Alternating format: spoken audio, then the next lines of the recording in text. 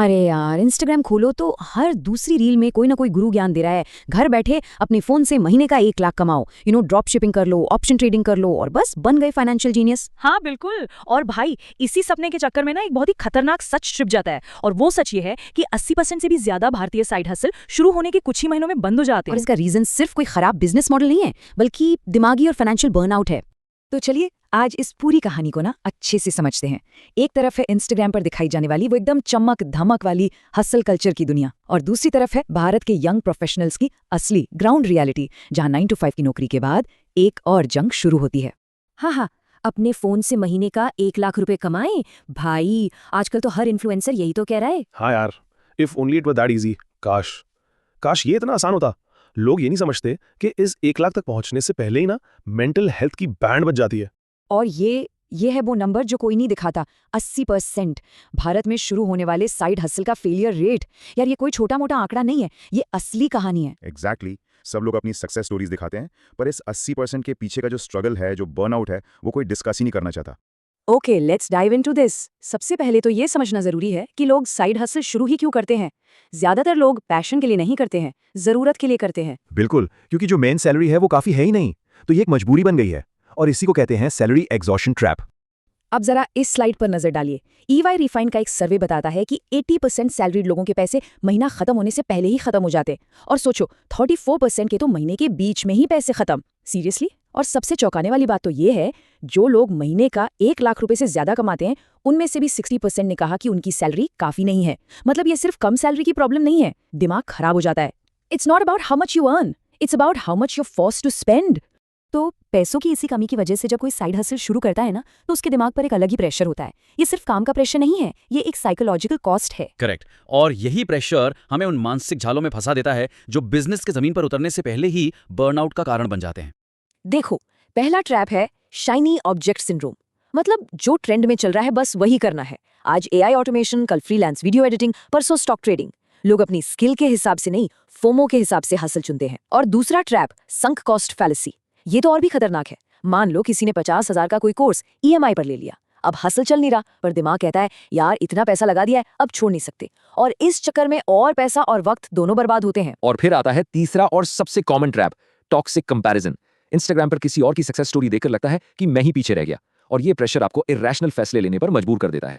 और जब एक इंसान 9 to 5 जॉब, एक साइड हसल और घर परिवार सब एक साथ संभाल रहा होता है, तो उसको होता है डिसीजन फटीग। हाँ यार, दिमाग इतना थक जाता है कि छोटे छोटे फाइनेंशियल फैसले लेना भी भारी लगने लगता है, कि बिल कब भरें, कहाँ इन्वेस्ट करें, सब कुछ इट जस्ट बिकम्स ओवरवेलमिंग। और इस आग में घी डालता है सोशल मीडिया। इंस्टाग्राम पर सबको सक्सेसफुल दिखना है, एक पॉलिश्ड लाइफस्टाइल दिखानी है, जिसके चक्कर में लोग डूम स्पेंडिंग करते हैं। मतलब स्ट्रेस कम करने के लिए फालतू के खर्चे। और लिंक्डइन का तो अलग ही गेम चल रहा है। वहां इंटेलेक्चुअल प्रेशर है, हर कोई थॉट लीडर बना हुआ है। फेक एंगेजमेंट, बड़ा चढ़ाकर दिखाए गए नंबर्स, ये सब देखकर इंसान को इम्पोस्टर सिंड्रोम होने लगता है कि यार मैं ही कुछ नहीं कर पा रहा। Now let's talk about something really important. ये सारी परेशानियां एक तरफ, और भारत में काम करने वाली महिलाओं के लिए साइड हसल का स्ट्रगल बिल्कुल एक तरफ। एब्सोल्युटली। और इसी को कहते हैं द डबल बर्डन। उन पर एक अनोखा और बहुत ही ज्यादा प्रेशर होता है। इस चार्ट को देखिए, it breaks down a working women's 24 hours. देखो, 9 घंटे का ऑफिस का काम, 2 घंटे आने जाने में गए, और फिर ये जो 5 घंटे का अदृश्य काम है, इनविजिबल लेबर, ये है असली गेम चेंजर। ये वो काम है जिसका कोई पैसा नहीं मिलता। घर के काम, बच्चों की देखभाल, बड़ों का ध्यान रखना, इसके बाद आराम, और खुद के लिए मुश्किल से 8 घंटे बचते हैं। अब इसमें साइड हसल कहाँ फिट होगा? ये आंकड़ा देखिए, भारतीय महिलाएं रोजाना 4.5 घंटे अनपेड डोमेस्टिक लेबर करती हैं, जबकि पुरुष सिर्फ 1.5 घंटा। ये जो पेट्रियार्कल एक्सपेक्टेशंस है, इसकी वजह से अगर कोई महिला अपने हसल को टाइम देती है, तो उसे गिल्ट महसूस कराया जाता है कि वो अपनी ड्यूटी पूरी नहीं कर रही। ये तो हुई डेटा की बात। अब कुछ असली कहानियों से समझते हैं कि ये बर्नआउट असल में कैसा दिखता है। Let's look at 2 very relatable case studies. पहला केस है राहुल का, एक IT प्रोफेशनल। उसने एक YouTube वीडियो देखकर ड्रॉप शिपिंग शुरू की। अपनी 30,000 रुपए की सेविंग्स फेसबुक एड्स पर लगा दी, बिना कोई प्रॉपर रिसर्च किए। रात के 3 बजे तक काम करता था, सुबह 8 बजे ऑफिस के लिए उठता। नतीजा, 3 महीने में सेविंग्स भी गई, मेन जॉब की परफॉर्मेंस भी गिर गई, और हुआ जबरदस्त बर्नआउट। और दूसरी कहानी है प्रिया की, एक फ्रीलांस डिजाइनर। उसने अपना पैशन फॉलो किया, लेकिन इंडियन क्लाइंट्स के साथ बाउंड्री सेट करना नहीं सीखी। क्लाइंट्स किसी भी वक्त फोन करते, बार बार बदलाव मांगते, और ना नहीं कह पाने की वजह से वो दिन में 16-16 घंटे काम कर रही थी, वो भी बहुत कम पैसों में। अंत में जिस डिजाइन से उसे प्यार था उसी से उसे नफरत होने लगी। तो इन सब बातों का मकसद किसी को डिस्करेज करना नहीं है। The goal isn't to discourage hustling. Exactly. The goal is to offer a smarter, a more sustainable approach. मकसद है कि मेहनत करो पर गधों की तरह नहीं, स्मार्ट तरीके से। Hustle smarter, not harder.